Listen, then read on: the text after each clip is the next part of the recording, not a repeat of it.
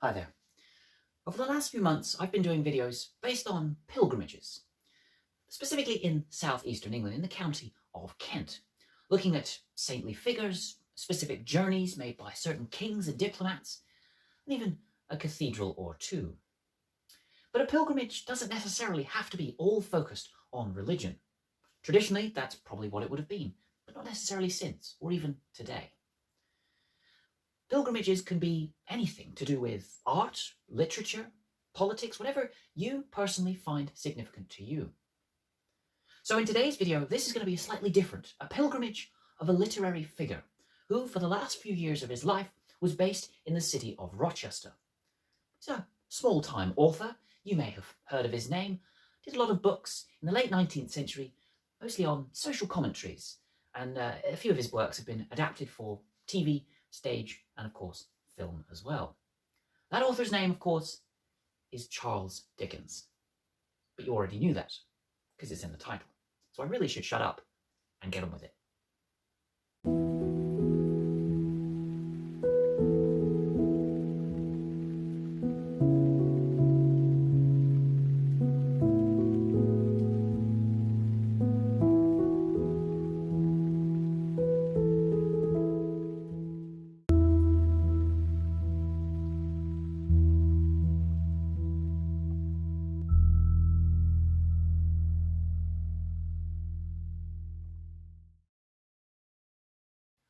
Good morning, good evening, and good afternoon to you all. From those down the road to the folks around the world. Welcome back to another video, looking at a different type of pilgrimage in the city of Rochester for the famous author Charles Dickens.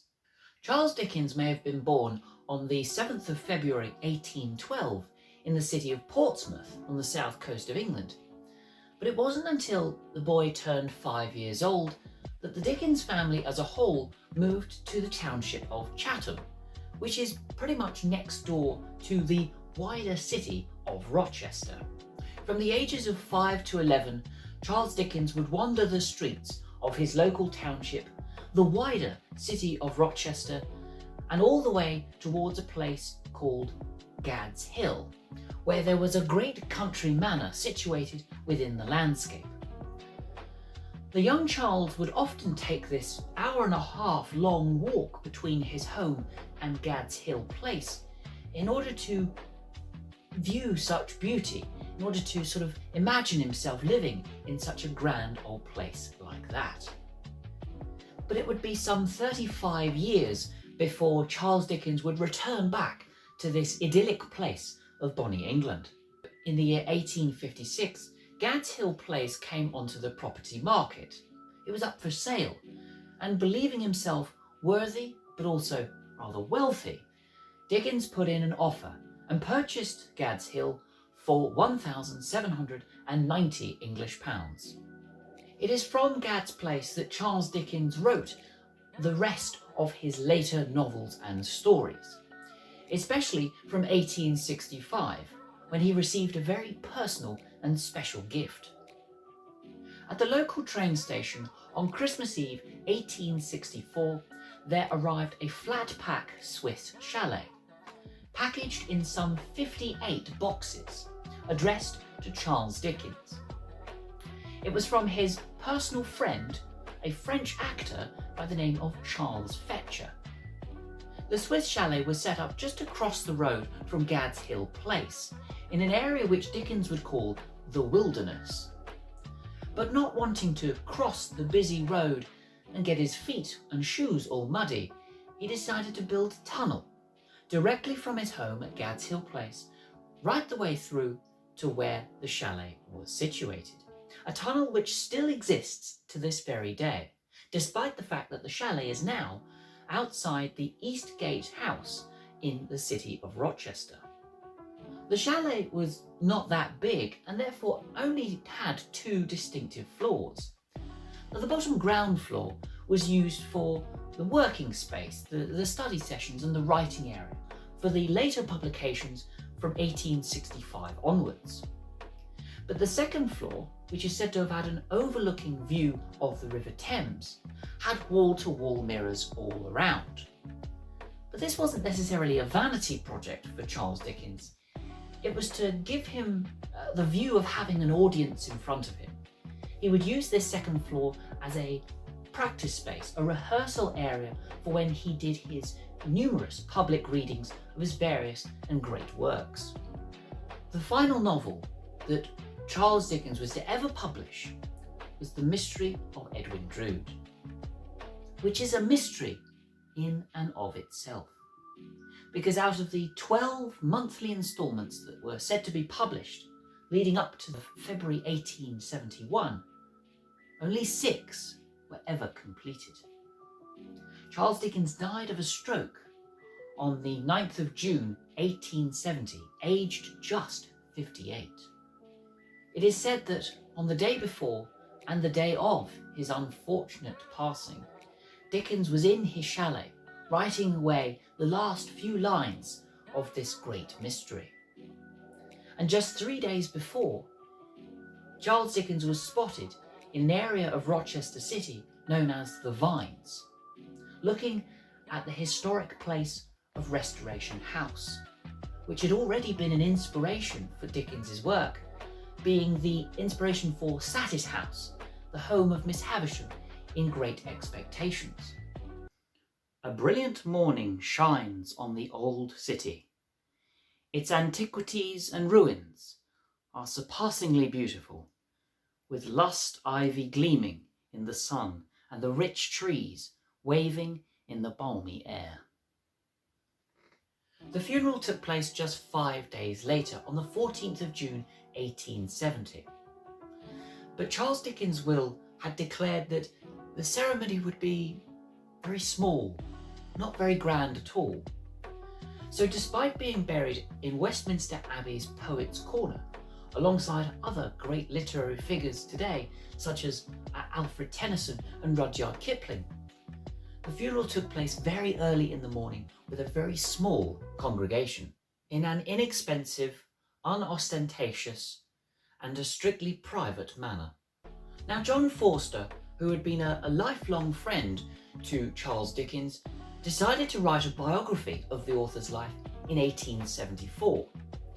And within the pages of this biography, stipulated that Charles Dickens didn't necessarily want him to be buried in Westminster Abbey. He himself would have preferred to lie in the small graveyard under Rochester Castle wall. If this biography is to be believed, then this would actually fit quite well, because Charles Dickens, of course, as I mentioned, didn't want something grand and ostentatious. He wanted something small and private. He was a very, dare I say, humble individual in his efforts as an author. And so it would be likely that he would want to be placed in the city which had inspired so much of his stories and certain aspects to the novels and short stories he'd written throughout his life. To take a few examples, just from The Mystery of Edwin Drood, this last story that Dickens was trying to complete, there are numerous inspirations for what was in that story. In fact, the entire city of Cloisterham that the story is set within is pretty much a sort of pastiche of what the city of Rochester is or was in the 1860s, 1870s. Rochester Cathedral is pretty much an exact replica for Cloisterham's own cathedral.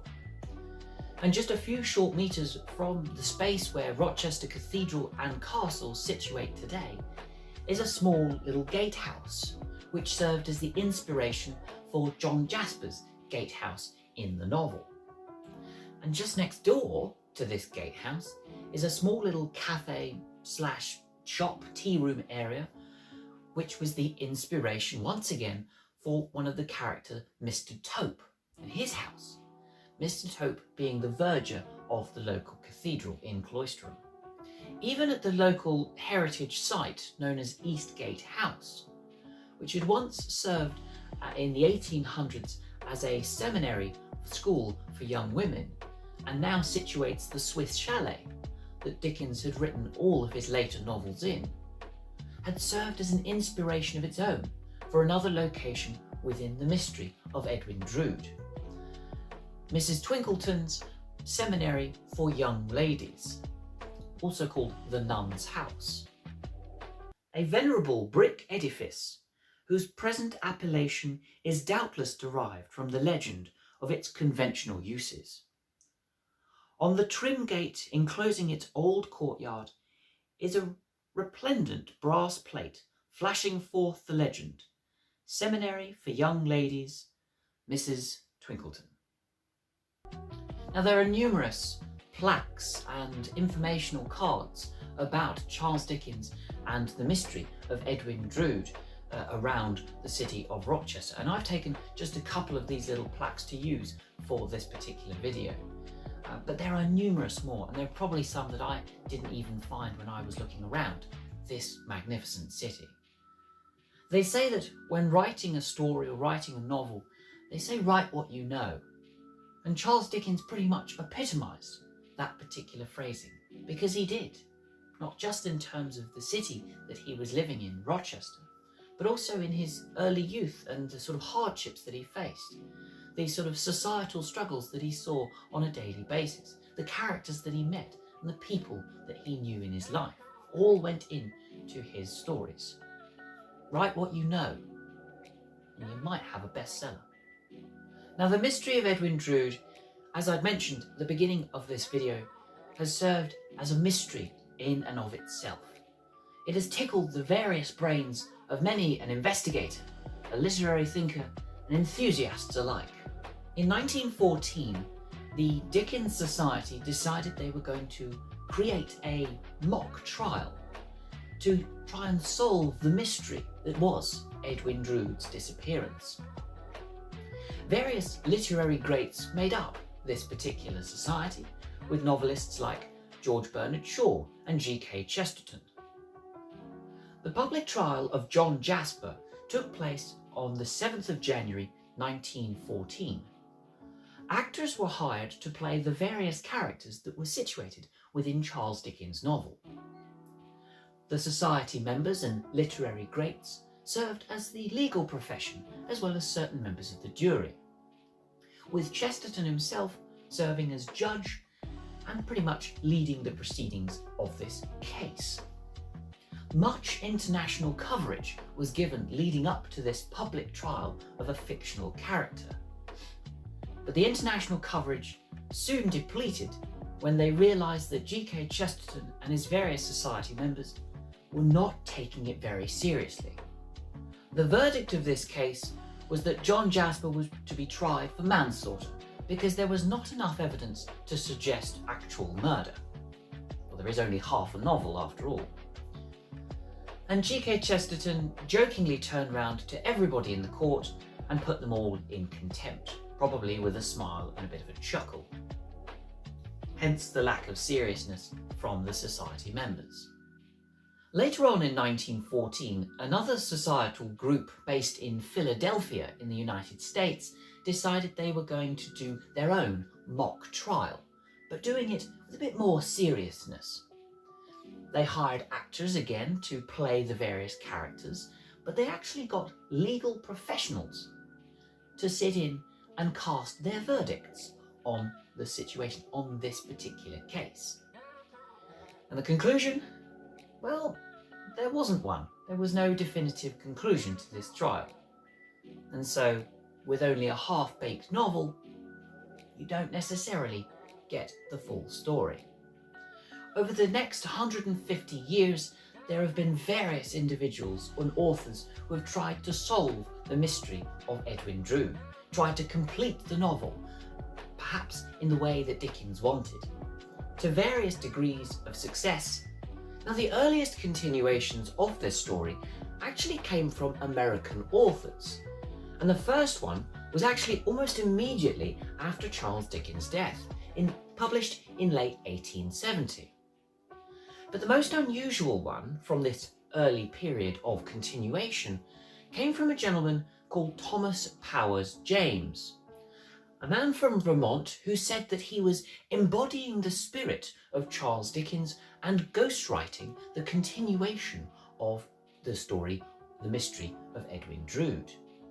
This particular continuation was taken in two different ways by writers and literary scholars. Some that believed that it was the genuine article, that Charles Dickens really was possessing this author. And for decades after, in America, this was the genuine continuation that they went with.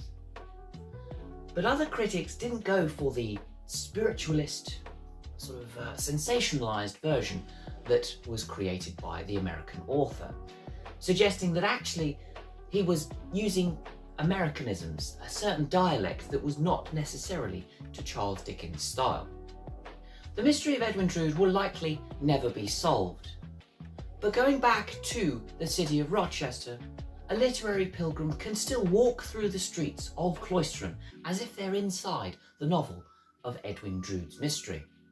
The city of Rochester has held a special place, not only to Charles Dickens' story and his own lifetime, but in the novels, short stories, and great works that are associated with this great author. Thank you for watching this slightly different video that I have created based on Charles Dickens, his death, and the Mystery of Edwin Drood. Something slightly different, but still within the similar theme of pilgrimage, literary pilgrimage, instead of the more traditional religious one. I hope you've enjoyed this video, and I hope to see you again in the next one, whether it be something similar, something different, or maybe on a completely, entirely new theme altogether. Hope you have a great day, and again, see you in the next one. Ta-ta!